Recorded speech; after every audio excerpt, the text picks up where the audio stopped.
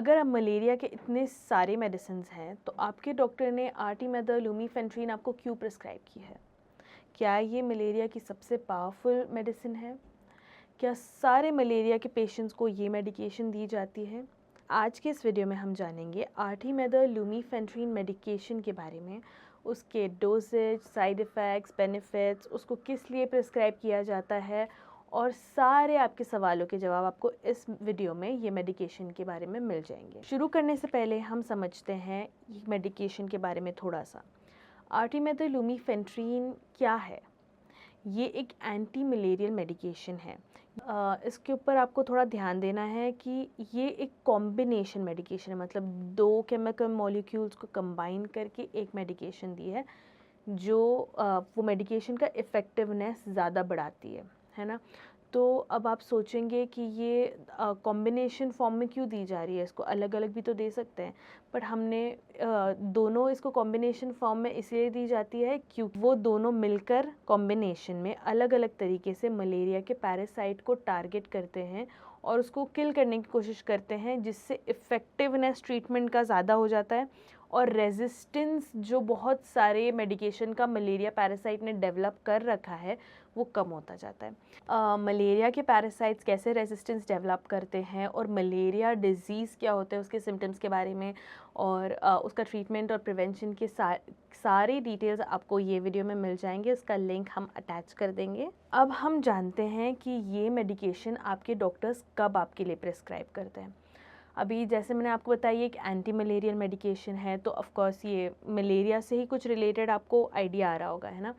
तो इससे आपको समझना है कि ये जो मेडिकेशन है, पहली बात ये कोई बुखार की दवा नहीं है और ये सब मलेरिया के पेशेंट्स को नहीं दी जाती। ये पहले तो आपको मैंने बताया है कि मलेरिया के लिए ब्लड टेस्ट करते हैं, देखते हैं कि कौन सा पैरासाइट का स्पीशीज़ है जिस वजह से आपको मलेरिया हुआ है और कौन सा पैरासाइट का स्पीशी है वो। प्लाज्मोडियम फैल्सीपैरम के अंदर कॉमनली ये मेडिकेशन प्रिस्क्राइब की जाती है and it's for usually for uncomplicated malaria. Her malaria के पेशेंट्स के लिए नहीं दी जाती है, ये सिर्फ अनकॉम्प्लिकेटेड और मलेरिया और आपके जिस हिसाब से आपका डायग्नोस है, पेशेंट की ओवरऑल कंडीशन कैसी है, उसके हिसाब से आपके डॉक्टर्स ये आपको प्रिस्क्राइब करते हैं। याद रखिए कि अगर पेशेंट बार बार बेहोश हो रहा है, वॉमिटिंग कर रहा है और दवा टैबलेट फॉर्म में नहीं खा पा रहा है, तो उसको अलग तरीके से ट्रीटमेंट दिया जाता है थ्रू आईवी और इंजेक्शंस, है ना। तो आप कोई भी मलेरिया के मेडिकेशंस खुद से मत खाइए, मतलब खुद से सेल्फ मेडिकेशन मत करिए किसी भी चीज़ का। आप आपके डॉक्टर्स को ट्रीटमेंट इनिशिएट करने दीजिए। अब हम समझते हैं ये मेडिकेशन का मैकेनिज़्म ऑफ एक्शन, कि ये कैसे काम करती है हमारी बॉडी में जाके। तो आप समझिए, एक छोटे से एग्जाम्पल के साथ आपको सिंपल करके समझाती हूँ मैं। एक घर में चोर आ गया, आपने पुलिस को कॉल कर दिया है, पुलिस अपनी टीम लेकर आई है। अगर सिचुएशन डिफरेंट होती, समझिए कि अगर एक ही पुलिस ऑफिसर आते तो क्या वो चोर को पकड़ पाते? शायद पकड़ पाते, पर पॉसिबिलिटीज़ है ना, कोई करेक्ट आंसर नहीं है हमारे पास। अगर पुलिस की पूरी टीम आ रही है तो एक गेट समझो आधे पुलिस ऑफिसर्स ने बंद कर दिया, तो मतलब एग्ज़िट के अलग अलग जो रास्ते होते हैं घर के, वो सब जगह से पैक हो गए, तो चोर को बाहर निकलने का मौका ही नहीं मिलेगा। तो ये सब मैं आपको क्यों बता रही हूँ, क्योंकि इसी तरह से कुछ आर्टीमेथर लूमीफेंट्रीन काम करती है मलेरिया पैरासाइट पे। तो मैंने जैसे आपको बताया स्टार्ट ऑफ द वीडियो में कि आर्टीमेथर और लूमीफेंट्रीन एक कॉम्बिनेशन ड्रग है, तो जिसका मतलब ये है कि वो दोनों साथ में काम करते हैं और अलग अलग तरह से उनके बेनिफिट्स हैं। तो आर्टीमेथर क्या करती है, मलेरिया का जो पैरासाइट है जो बढ़ रहा है वो तेज़ी से, उसको कम करने में हेल्प करती है। समहाउ लूमीफेंट्रीन जो बॉडी में बचा हुआ पैरासाइट है मलेरिया का, उसको किल करता है। तो ये कॉम्बिनेशन में पूरी तरह से इवैल्यूएट करते हैं काम, और फिर उसके बाद ये इफ़ेक्टिवनेस बढ़ाते हैं ट्रीटमेंट का और मलेरिया पैरासाइट को प्रॉपरली किल करते हैं बॉडी में। अब हम जानते हैं कि इससे बेनिफिट्स क्या होंगे। तो सबसे पहले जो मलेरिया पैरासाइट हमारे बॉडी में है वो पूरी तरह से किल होने में हेल्प करेगा। दूसरी बात ये है कि आपको जो बुखार और सिम्टम्स आ रहे हैं वो कम हो जाएंगे। ऑफ कोर्स सिम्टोमेटिक कंट्रोल भी आपको मिलेगा। अगर पैरासाइट ही किल हो रहा है बॉडी में तो आपके सिम्टम्स थोड़े से कंट्रोल में रहेंगे, आपको बेटर फील होगा पहले से। और अगर आपको ये सही पेशेंट्स को ये सही पेशेंट को ये मेडिकेशन प्रिस्क्राइब की है, तो आपका जो रिस्क बढ़ने वाला था मलेरिया डेवलप होते हुए, वो भी कम हो जाएगा।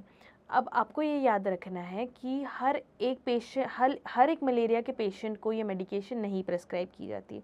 There should be right patient, ये राइट पेशेंट के लिए राइट ट्रीटमेंट होना चाहिए, ठीक है। अगर जैसे मैंने आपको बताया प्लाज्मोडियम फैल्सीपैरम के लिए ये कॉमनली प्रिस्क्राइब करते हैं डॉक्टर्स, तो वो राइट पेशेंट है। तो पैरासाइट का हमको जब डिटेल्स पता चल जाते हैं, उनके स्पीशीज़ पता चल जाते हैं through blood test evaluation and labs, तो उससे हमको पता चलता है। तो राइट पेशेंट के अंदर अगर राइट ट्रीटमेंट जा रहा है तो उसको सिम्टोमेटिक रिलीफ भी मिलेगा और डिज़ीज़ से जल्द हीलिंग भी होगी। आगे बढ़ने से पहले आपको बस एक इन्फॉर्मेशन मुझे देनी है, वो है कि ये वायरल फीवर और डेंगू के मेडिकेशन नहीं है, ये एंटी मलेरियल मेडिकेशन है। अब हम आगे बढ़ते हैं कि इसको कैसे कंज्यूम करना चाहिए आर्टिमेथाइल लुमीफेंट्रीन को।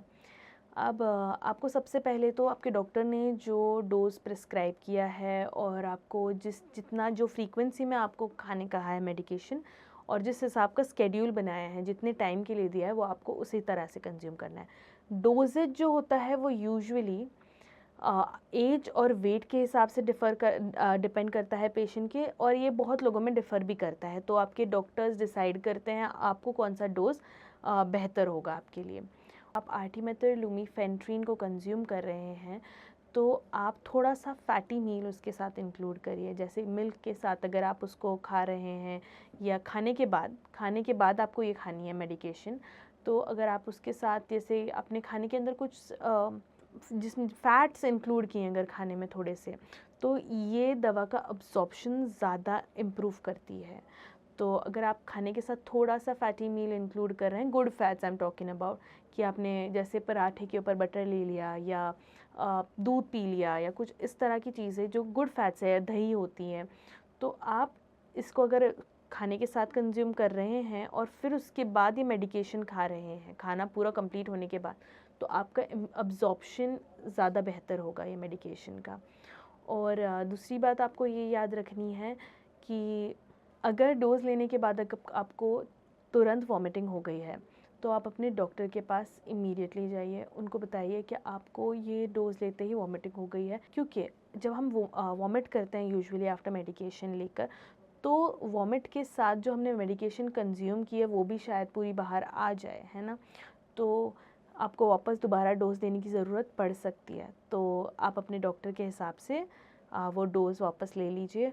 बट आप पहले अपने डॉक्टर को बताइए कि आपको वॉमिट हुई है डोज़ लेने के बाद। सबसे बड़ी गलती यूजुअली जो मैं पेशेंट्स में देखती हूँ, ऑब्ज़र्व करती हूँ, वो है कि मेडिकेशन का एडहेरेंस नहीं है, दवाई लेना भूल जाते हैं, या सिम्टम्स ठीक हो गए हैं तो दवाई खाना बंद कर दिया गया, अब ठीक लग रहा है मुझे तो मैं क्यों खाऊं, बुखार चला गया है मेरा, वीकनेस भी कम लग रही है तो मैं क्यों खाऊं मेडिकेशन। ये एक बहुत गलत अप्रोच है।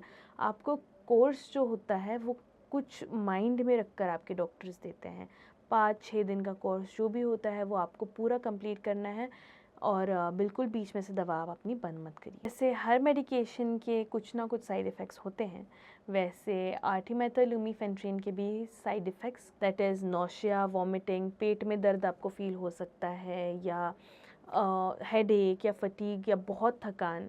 बहुत रेयर के सिनेरियोज़ में आर्टिमेथाइल लुमीफेंट्रीन के वजह से हार्ट रिदम में चेंजेस दिखते हैं या सिवियर एलर्जिक रिएक्शंस होते हैं। तो कोई पेशेंट्स में पेशेंट बेहोश भी हो जाता है। अगर ऐसा कुछ सिम्टम्स आपको दिख रहे हैं तो आप अपने डॉक्टर से इमीडिएटली ये इस बारे में बात करिए।